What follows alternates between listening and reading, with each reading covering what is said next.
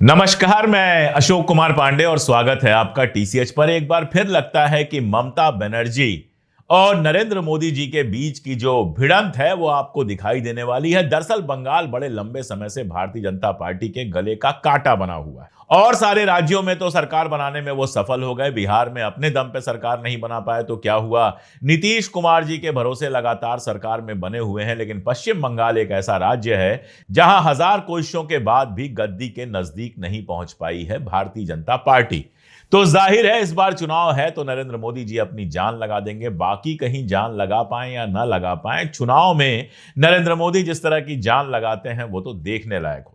और इस बार तो ऑपरेशन सिंदूर हुआ है, 4 दिन के अंदर ही सीज फायर करना पड़ा। ये अलग बात है, लगातार ऐसे मैसेज देने की कोशिश किया जा रहा है कि ऑपरेशन सिंदूर अभी खत्म नहीं हुआ है। ये सारा कुछ ठीक है, लेकिन ऑपरेशन सिंदूर का चुनावी फायदा उठाने की पूरी कोशिश तो की ही जा रही है। जगह जगह पे पोस्टर लगे हैं, बैनर लगे हैं, सेल्फी पॉइंट्स तक बना दिए गए हैं जिसमें ऑपरेशन सिंदूर लिखा हुआ है और बगल में मोदी जी खड़े हैं। न तो सेना का कोई शहीद जवान है, न कोई कुछ और है, सिर्फ और सिर्फ मोदी जी हैं। ऐसा लगता है कि नरेंद्र मोदी जी, एयरफोर्स वाले ओवरऑल में तो उनकी तस्वीर आई थी तो ऐसा लगता है कि बस मोदी जी रफाल में बैठ के गए, पाकिस्तान को हराया और वापस लौट आए। इन सब के भरोसे वो किसी भी तरह से चाहते हैं कि पश्चिम बंगाल के चुनाव में फायदा मिल जाए। हालांकि बीच में ही एक बड़ी दिक्कत तब आ गई जब एयर चीफ मार्शल कल जब वो बोल रहे थे तो उन्होंने एयरफोर्स में हथियारों और जहाजों की कमी पर बात की, जिस पर हम आगे बात करेंगे। तो मोदी जी गए हुए थे पश्चिम बंगाल में, वहां अलीपुर द्वार में आधे घंटे के आसपास उन्होंने संबोधन दिया और कई सारे डायलॉग्स तो बोले ही। पाकिस्तान समझ ले, 3 बार घर में घुसकर मारा है, हम शक्ति को पूजने वाले लोग हैं। बंगाल जाते ही शक्ति याद आ गई। इसके पहले उड़ीसा था तो पुरी को पूजने वाले हो गए थे, जगन्नाथ, भगवान जगन्नाथ की बात हो रही थी। अब बंगाल की बात आई है तो शक्ति की बात होगी। और यह भी कहा कि बंगाल टाइगर की धरती से 140 करोड़ भारतीयों का ऐलान है कि ऑपरेशन सिंदूर अभी खत्म नहीं हुआ है। दरअसल मोदी सरकार लगातार यह बताने की कोशिश करती रही है कि उसके राज में पहली बार पाकिस्तान के अंदर घुस के मारा गया है। अब इस दावे को इतनी चुनौतियां मिल गई हैं, कहा जा रहा है यूपीए के टाइम में 4 या 5 बार ऐसा हुआ कि पाकिस्तान की सीमा के अंदर जाके आतंकवादियों को मारा गया। उस जमाने में इसको क्रॉस बॉर्डर एक्शन वगैरह कहा करते थे। सर्जिकल स्ट्राइक नाम दिया है मोदी सरकार ने। कई सारे सैनिकों का, पुराने ऑफिसर्स का कई तरह का बयान आ चुका है, टीवी चैनलों के माध्यम से बयान आ चुका है जिसमें उन्होंने कहा है कि यह बेकार की बात है कि 2014 के पहले दुश्मन देश के अंदर घुस के मारा नहीं गया है। किसी ने कहानी सुनाई म्यांमार यानी वर्मा की, किसी ने पाकिस्तान की कहानी सुनाई और सबका कहना है कि पहले भी ऐसा होता था, लेकिन जो नहीं होता था वो ये कि पुरानी सरकारें जो हुआ करती थी वो सेना का इस्तेमाल पार्टी की पॉलिटिक्स के लिए नहीं किया करती थी। वो इस तरह की घटनाओं को अपनी उपलब्धि बताकर प्रचार नहीं किया करती थी। इस तरह की घटनाओं को गोपनीय रखा जाता था और उसका बिल्कुल सही कारण था। सोचिए, अगर ये गोपनीय तरीके से हुआ होता, इस पर बहुत शोर नहीं होता, तो दुनिया भर में जिस तरह से आलोचना हुई कि आप दूसरे देश की सीमा के अंदर जाकर कैसे हमला कर सकते हैं, ये नहीं होती। खैर छोड़िए, मोदी जी को हर चीज का चुनावी फायदा उठाना होता है तो बंगाल में जाकर ममता दीदी के ऊपर, खास तौर से मुर्शिदाबाद और मालदा को लेकर उन्होंने कहा कि गुंडागर्दी की खुली छूट दे दी गई है, विधायक और कारपोरेटर लोगों के घरों को चुन के जलाते हैं, पुलिस तमाशा देखती है, वगैरह वगैरह वगैरह। वैसे तो मोदी जी ने यूपी के बारे में कुछ नहीं कहा, एमपी के बारे में कुछ नहीं कहा। इतनी इतनी ऐसी ऐसी घटनाएं आ चुकी हैं जिनके बारे में कल्पना करना मुश्किल है कि किस किस तरह से वहां पर हिंसा हुई है और धर्म के आधार पर भी हिंसा हुई है। लेकिन बंगाल में जो कुछ उन्होंने बोला तो जवाब तो मिलना ही था। ममता बनर्जी सामने आई बयान लेकर वीडियो पर। सबसे पहले तो उन्होंने ऑपरेशन सिंदूर के ऊपर हमला किया और कहा कि पीएम मोदी ऐसे बात कर रहे हैं जैसे हर महिला के पति हों। राष्ट्रपिता तो हम लोग जानते हैं, महात्मा गांधी को सुभाष चंद्र बोस जी ने राष्ट्रपिता कहा था, लेकिन राष्ट्रपति जो पद है वो अलग तरीके से डिफाइन होता है। उसमें पति होने का कोई मतलब नहीं होता है। अधिपति जैसे होते हैं उसी तरह से राष्ट्रपति हैं। लेकिन ममता जी कह रही हैं कि मोदी जी हर घर में सिंदूर भिजवाकर ऐसा लगता है सबके पति बनना चाहते हो। पीएम मोदी ऐसे बात कर रहे हैं जैसे हर महिला के पति हो, वे अपनी पत्नी को सिंदूर क्यों नहीं देते। ये एक ऐसा दर्द है जिसका मोदी जी और उनके भक्तों के पास कोई जवाब नहीं मिलता है। हालांकि मैं इस मुद्दे पर बिल्कुल बात इसलिए नहीं करता हूं क्योंकि ये उनका निजी मामला है और राजनीति में मेरा मानना है कि किसी के निजी मामलों पर किसी तरह का कोई कमेंट नहीं करना चाहिए। इसलिए उनके या उनकी पत्नी या फिर उनके बीच में सिंदूर या बिना सिंदूर के रिश्ते पर मैं कुछ नहीं बोलूंगा। लेकिन ममता जी तो पॉलिटिक्स करती हैं, वो तो बोलेंगे ही। उन्होंने कहा कि वे अपनी पत्नी को सिंदूर क्यों नहीं देते। हालांकि मैं इस संबंध में बात नहीं करना चाहती, लेकिन आपने मुझे बोलने के लिए मजबूर कर दिया है। सिंदूर का संबंध हर महिला से है और सिंदूर को पवित्र माना जाता है। महिलाएं इसे अपने पति के लिए लगाती हैं। ऑपरेशन सिंदूर को लेकर मैं कोई कमेंट नहीं करना चाहती। हर महिला का सम्मान होता है।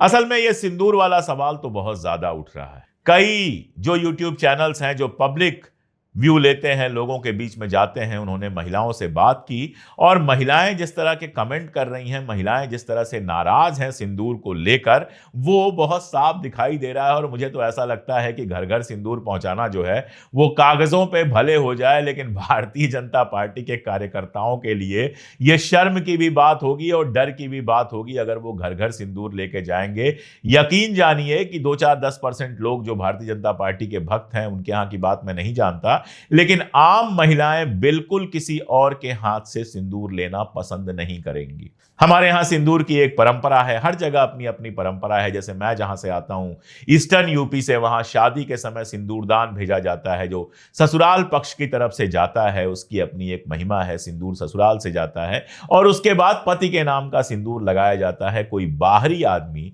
किसी के घर में सिंदूर देता हो, यह तो मैंने आज तक सुना ही नहीं है। तो अगर हमारे पूर्वांचल के इलाके में किसी घर का आप दरवाजा खटखटाएंगे और कहेंगे हम आपके लिए सिंदूर लाए हैं, तो क्या हो सकता है उसकी कल्पना करना भी मुश्किल है।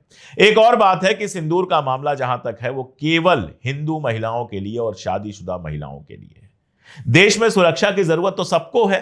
क्या मुस्लिम महिलाओं को सुरक्षा की जरूरत नहीं है? वो तो सिंदूर नहीं लगाती। क्या अविवाहित महिलाएं जिनकी शादी नहीं हुई है और जो सिंदूर नहीं लगाती हैं, उनको सुरक्षा की जरूरत नहीं है या फिर मर्दों को सुरक्षा की जरूरत नहीं है? ये सिंदूर करके बहुत सारे ईसाई महिलाएं नहीं लगाती हैं, मुस्लिम महिलाएं नहीं लगाती हैं। हिंदू धर्म में ही अगर आप देखेंगे, बहुत सारे आदिवासी इलाकों में सिंदूर का कोई प्रचलन नहीं है। आजकल बहुत सारी आधुनिक महिलाएं भी ऐसी हैं जो सिंदूर नहीं लगाती हैं। उनका ये मानना होता है कि पति जब कोई चीज नहीं लगाता है ये दिखाने के लिए कि हम शादीशुदा हैं, तो हम क्यों लगाएं, और ये उनकी आजादी है। तो ये सिंदूर का मामला जो है वो बहुत चलने वाला नहीं है। हालांकि मोदी जी ने कहा है तो बीजेपी के कार्यकर्ता लेके घर घर जाएंगे तो, लेकिन उनका क्या हाल होगा पता नहीं। इसके अलावा ममता बनर्जी ने सीधी चुनौती दे दी।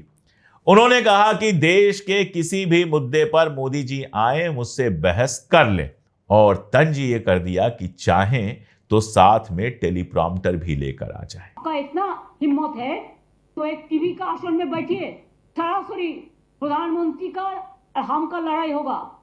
आपको जो जो सब्जेक्ट है आप टेलीप्रॉम्प्टर भी ले आ सकते हैं, लेकिन स्पॉन्टेनियस क्वेश्चन को स्पॉन्टेनियस रिप्लाई देना चाहिए।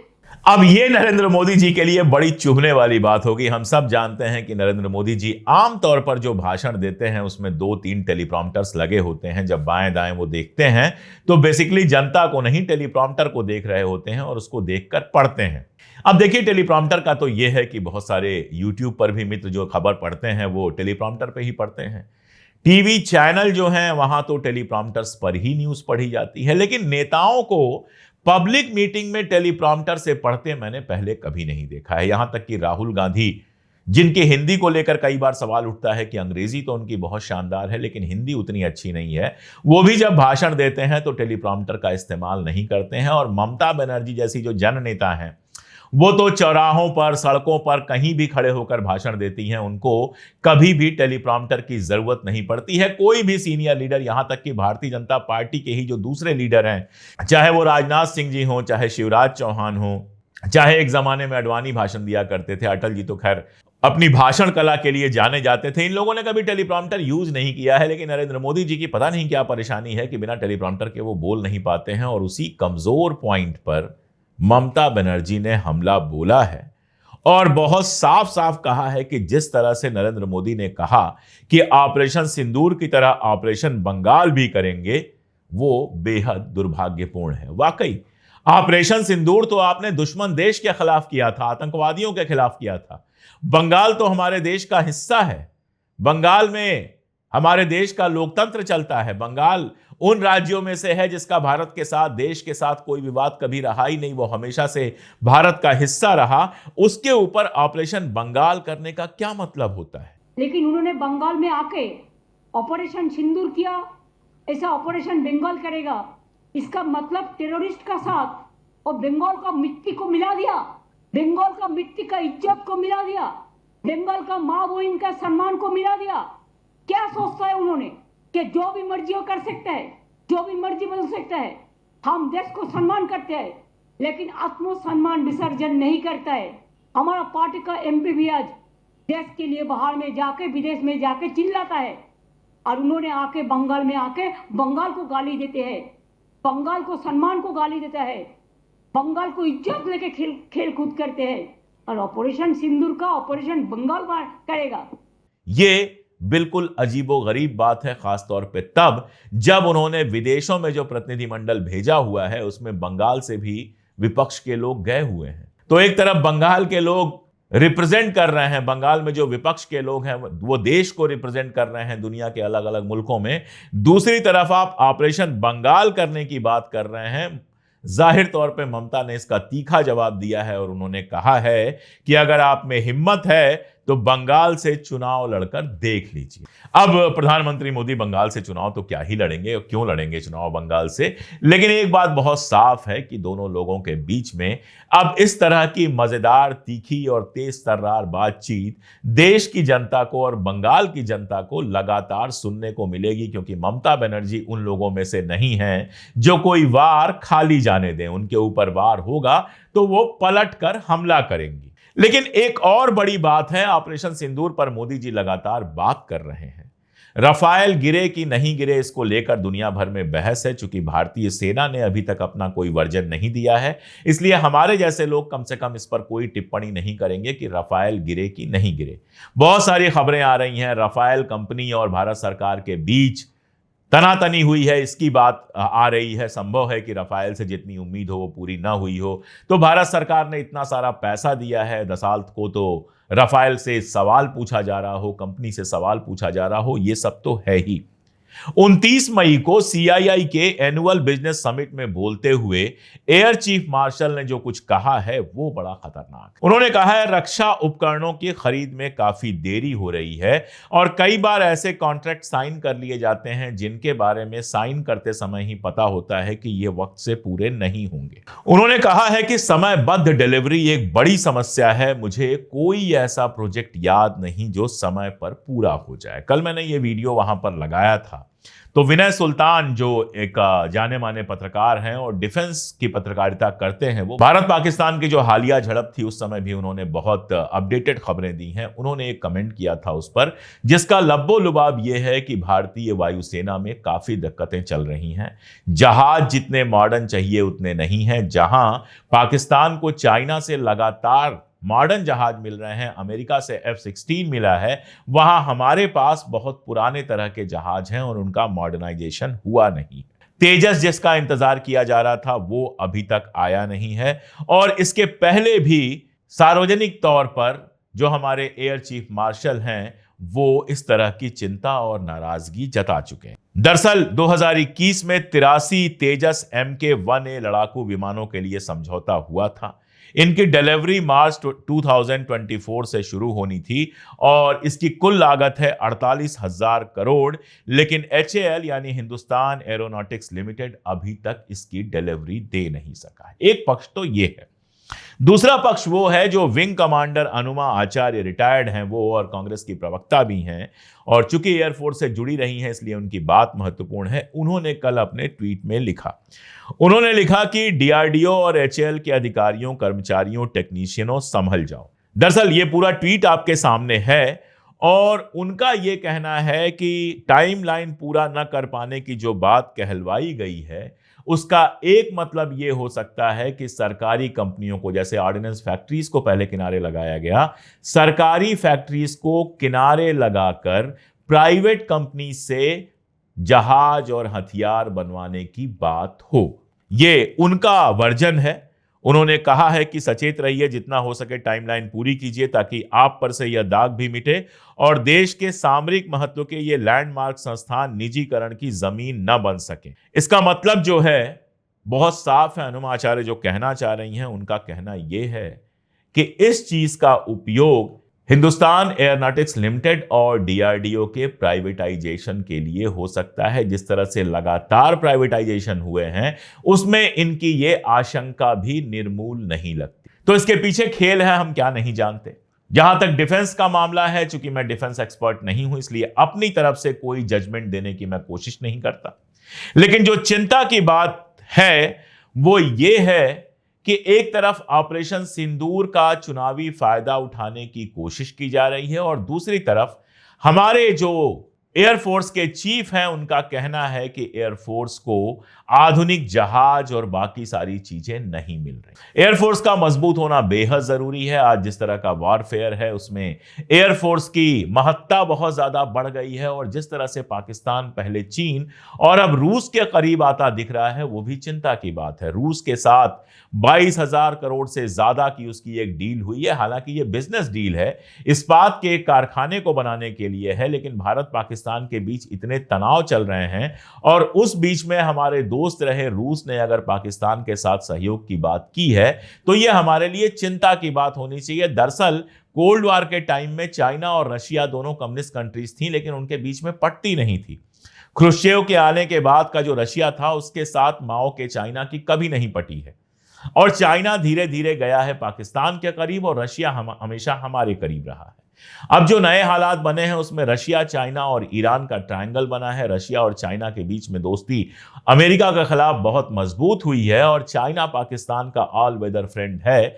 ऐसे में अगर रशिया भी पाकिस्तान को मदद पहुंचाना शुरू करता है और हमसे दूरी बनाता है तो यह अपने आप में एक बहुत चिंता की बात हो जाएगी। इसीलिए जरूरी है कि राजनीति जो चल रही है उसको थोड़ा कम किया जाए और कोशिश ये की जाए कि हमारी एयरफोर्स को जितना मॉडर्न हो सके उतना मॉडर्न बनाया जाए, वरना ये चिंता देश के हित में भारी पड़ सकती है। इसीलिए मुझे लगा कि इस पर बात करना जरूरी है। तो फिलहाल ये हालत है कि ऑपरेशन सिंदूर का पॉलिटिकल फायदा उठाने के लिए भारतीय जनता पार्टी कोई भी रास्ता छोड़ नहीं रही है।